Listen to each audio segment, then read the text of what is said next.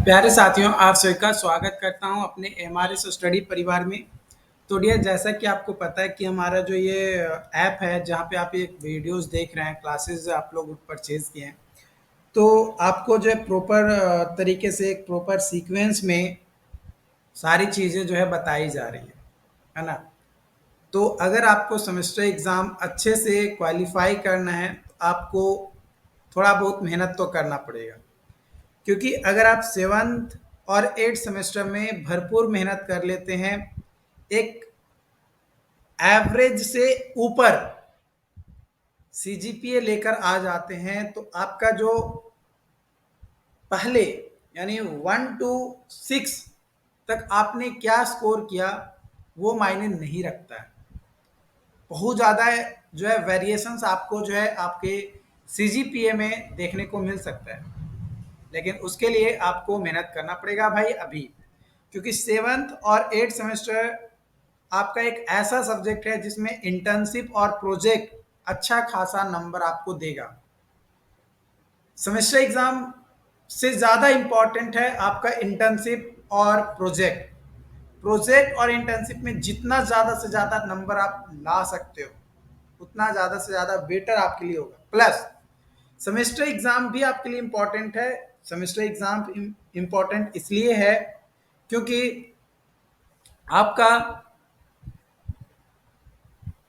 जो क्रेडिट है, ये सारे के सारे पेपर, मैक्सिमम पेपर अच्छे क्रेडिट वाले हैं। तो हर पेपर को आपको अच्छे से पढ़ना है। ओके, तो आज का जो पहला क्वेश्चन है वो है, what are law and policy available against water pollution. Water pollution के रिगार्डिंग कौन कौन से लॉ एंड पॉलिसीज बनाई गई है, उसके बारे में बताना है। तो सबसे पहला जो पॉलिसीज या लॉ है वो है क्लीन वाटर एक्ट। ये जो लॉ है ये यूनाइटेड स्टेट में लाया गया था, जो कि पास हुआ था 1972 में, और रेगुलेट करता है discharge of pollutants into nation surface water और इंक्लूडिंग लेक, रिवर, स्ट्रीम और वेटलैंड।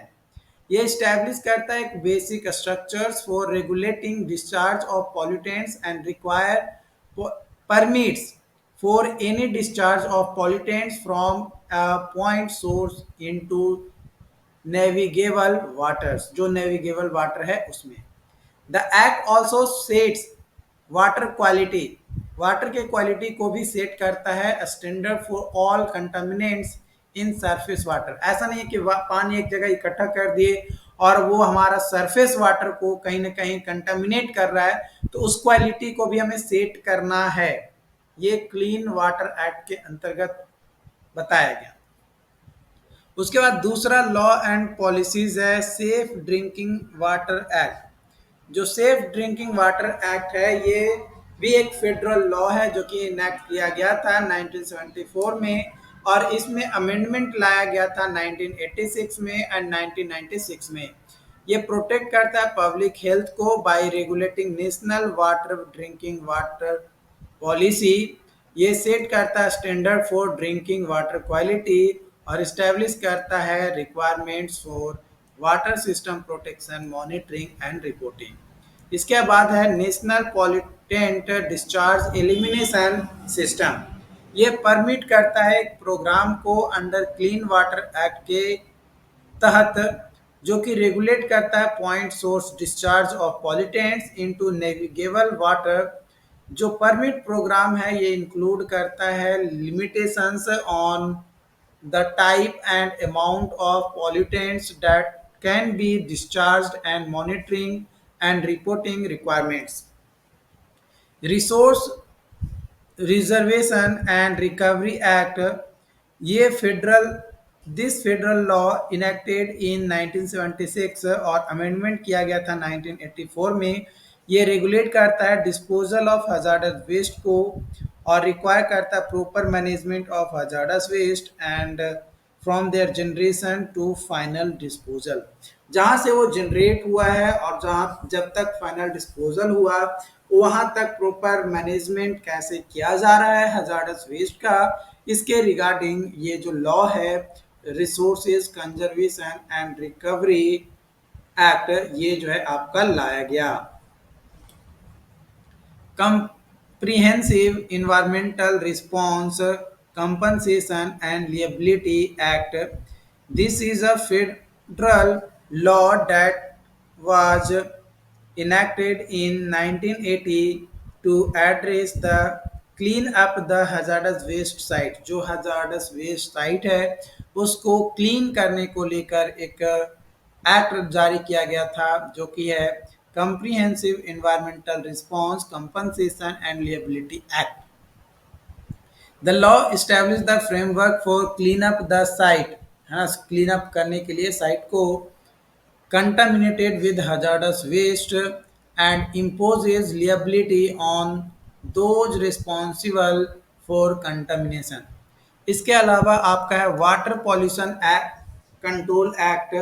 ये जो एक्ट है या लॉ है ये 1974 में लाया गया था जिसका मेन मकसद था प्रिवेंट करना और कंट्रोल करना वाटर पॉल्यूशन को, जो कि इस लॉ के अंतर्गत सेट किया जाता है वाटर के क्वालिटी को और सीवेज के ट्रीटमेंट को, या इंडस्ट्रियल इन्फ्लुएंट है उसको ट्रीटमेंट किया जाए before they are discharge into water bodies.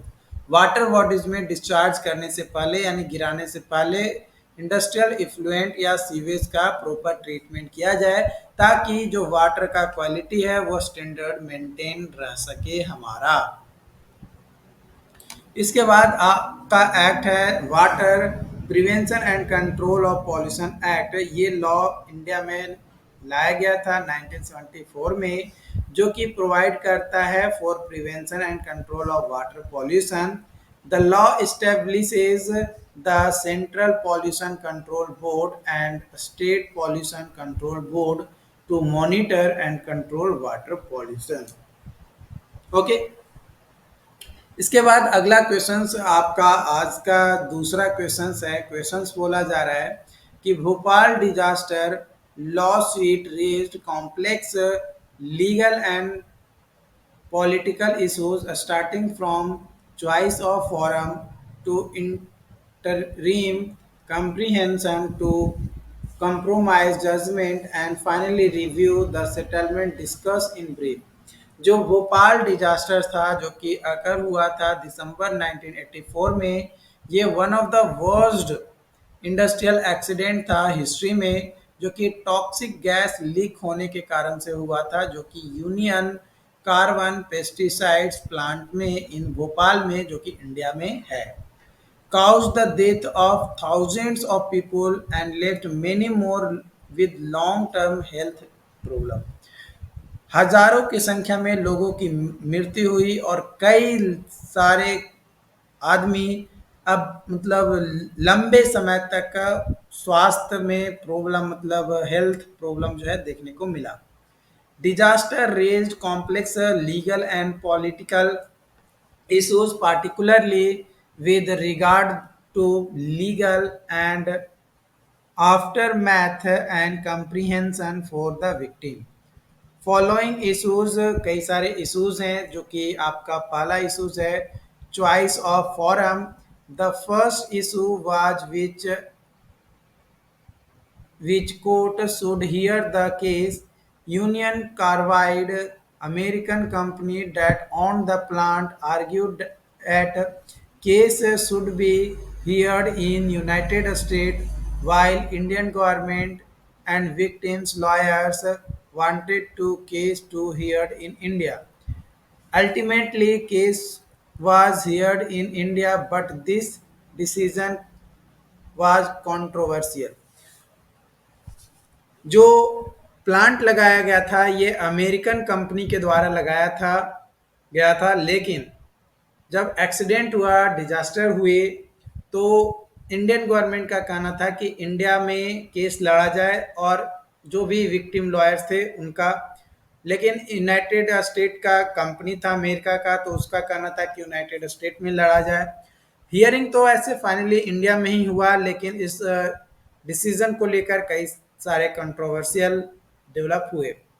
Interim compensation one of the first issues था जो कि एड्रेस हुआ provide compensation to victim while large case was being litigated union carbide agree to pay initial sum of $470 million as interim compensation, but amount was widely criticized was being too low. जो dollar दिया जा रहा था ये बहुत ही कम पैसा था, जो भी कंपनसेशन दिया जा रहा था वो। तीसरा कि जो जजमेंट आया वो 5 साल बाद देखने को मिला इन 1989, है ना, मतलब लंबा टाइम लग गया कॉम्प्रोमाइज जजमेंट देने में, और जजमेंट भी जो है कॉम्प्रोमाइज था, मतलब कहीं ना कहीं प्रॉपर जजमेंट जो है देखने को नहीं मिला।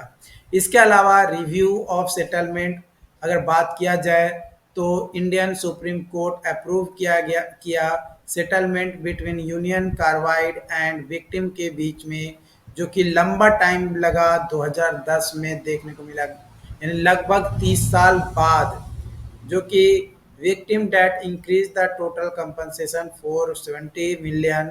सम victim and activist argue that settlement was insufficient, जो सेटलमेंट मिला वो इनसफिशिएंट आपका जो है यहाँ पे था। ओके, बाकी इससे रिलेटेड जो भी अपडेट्स होंगे आप लोगों के साथ शेयर किया जाएगा। चैनल को सब्सक्राइब नहीं किए हैं यूट्यूब पे तो यूट्यूब पे जाकर चैनल को सब्सक्राइब कर लीजिए, और आपकी क्लासेस जो है यहाँ पे चैनल, मतलब जो आपका ऐप है उस पर तो चल ही रहा है। यूट्यूब पे अगर आप चैनल को सब्सक्राइब करते हैं तो इससे बेनिफिट आपका क्या है कि अगर कोई छोटा मोटा अपडेट्स होता है एग्जाम के रिगार्डिंग या कोई और चीज़ के रिगार्डिंग, तो आपको अपडेट जो है सबसे पहले जो है मिलेगा। ओके, तो मिलते हैं नए वीडियोस में, नए लेक्चर्स के साथ, नए पीवाईक्यू के साथ। Thank you.